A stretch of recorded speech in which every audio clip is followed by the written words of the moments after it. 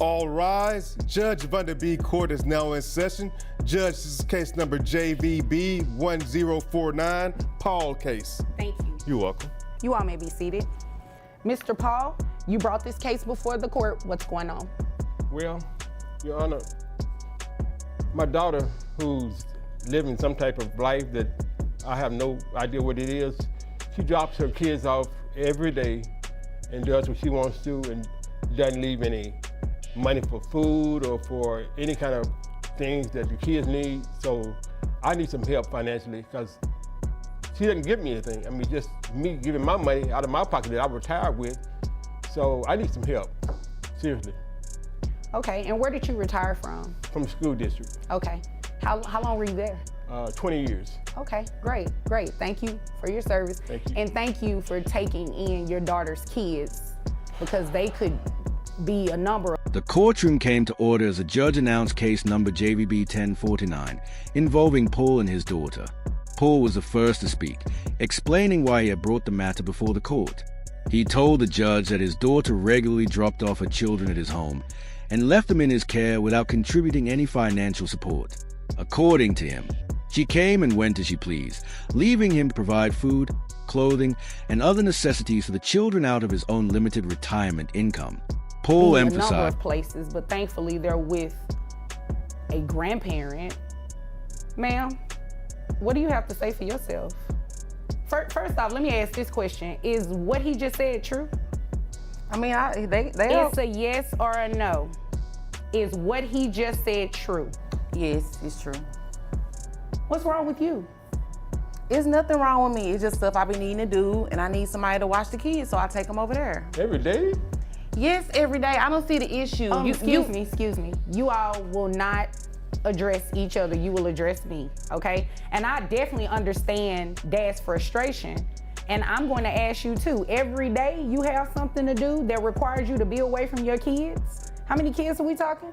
Two. You left 2 kids with him? What do you have to do, ma'am, that's so important every day that you cannot have your own kids? I gotta make money, so. Doing what? What do you do for a living? Whatever I need to do, honestly. As that while he loved his grandchildren, the situation had become unsustainable. He had worked for the school district for 20 years before retiring, and now his savings were being drained because his daughter refused to take financial responsibility. He asked the court for help, stating that he could no longer carry the entire burden alone. The judge turned to Paul's daughter to verify the claims. Rather than denying them, she admitted they were true. She explained that she often had things to do every day and needed someone to watch the children. Honestly. Ma'am, what does that even mean? I do, little dabble here, little dabble there, just different stuff. You know what? You obviously came here to waste my time, and I am not about to play with you. What was the last legitimate job that you had? I was a waitress. Okay, where? At a club. Is that what you call it, waitressing? Yes, it was waitressing. What else was I doing? You don't want me to tell you. I want you to tell me. She was strolling the streets like a prostitute. I mean, it's like, because you never see her until she dropped the kids off and then I don't see her for 2 or 3 days.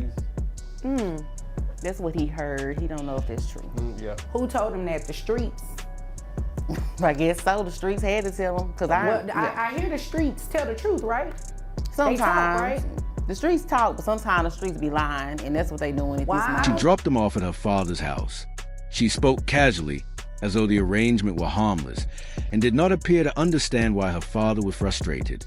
The judge immediately interrupted her, reminding both parties that they were to address the court, not each other, and made it clear that the matter was serious. The judge pressed further, asking what was so important that she could not keep her children with her. The young woman's response was vague. She said she needed to make money, but did not give a clear explanation of her work. Well, I don't think they're lying on you now, ma'am. Every day your kids are with your dad? No, ma'am. When you were working at that club, how much money were you bringing home monthly? Between $7,000 to $8,000 a month. All right.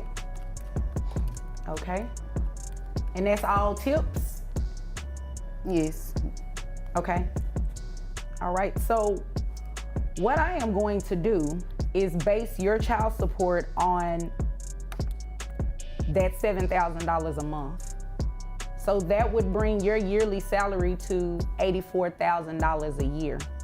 Yeah, you can shake your head all you want to, but that's exactly what I'm going to do, ma'am. This is extremely disappointing that you leave your kids every day with your dad and you're not giving him any type of financial support.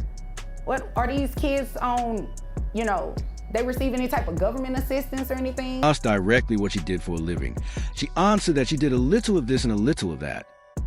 The judge expressed frustration, pointing out that her response was evasive and unacceptable. The judge then asked about her last legitimate job, and she admitted she had worked as a waitress in a club. At that point, Paul interjected, claiming that his daughter was not just working as a waitress, but was instead spending time on the streets, implying involvement in prostitution. His daughter denied the accusation, insisting that it was... She gets food stamps every month, Oh, and I no, don't ma'am. see any.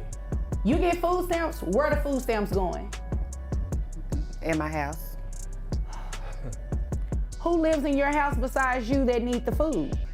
Because your kid's over here with your dad. You don't give him any money from those food stamps? No. You know what? I'm not about to play with you. So this is what we're gonna do. Salary, $84,000 a year. That brings your gross to $7,000. Your net to $5,508.87, which will make your child support obligation $1,377. Now you said that you were receiving, don't look confused, I don't even want to hear it. I can't pay that every month. You were not making those faces when you were out in those streets. But so I don't come in can't- here trying to make, don't come in here trying to make those faces. I am not trying to hear it. I've heard enough. Your Honor. And you are in the wrong. Yes, sir. only rumors. Still, the judge noted that her vague answers and lifestyle choices raised serious concerns. The court then shifted to a financial assessment. The daughter admitted that while working at the club, she earned between $7,000 and $8,000 a month, mostly in tips. Using those figures, the judge calculated her annual income at approximately $8,000 to $4,000. Child support was then based on that amount. According to the court's calculations, her net income would be about Yes, sir. She has a man living with her too, so just in case you didn't know. You don't need to You know tell what? her who in my house though, Daddy. You Like know for what? real. Okay. I'm just telling the truth. It is what it is. It sounds like And you're Daddy just telling the truth. tattletailing. Well, it sounds like he needs to tattletale on you. Somebody need to. You are ridiculous right now. Sir, Yes. she receives food stamps, so I'm assuming there is some Medicaid or something Yes. these kids are getting? Yes, ma'am. Okay, thank you. So what I'm going to do is do 9% of that $7,000 for your reimbursement to Medicaid. That comes out to $496. So $1,377 plus the $496 reimbursement to Medicaid, that make your total monthly child support obligation $1,873. I don't even know men that pay that much money every month. So why I gotta pay that every month? I don't know too many women that just take their kids and go drop them off at their parents' house and they have a whole man staying in the house with them. $1,500 monthly, which resulted in a child support obligation of $1,377 each month. The judge then inquired about government benefits. Paul explained that his daughter received food stamps, but she never contributed any of them toward feeding the children who lived with him.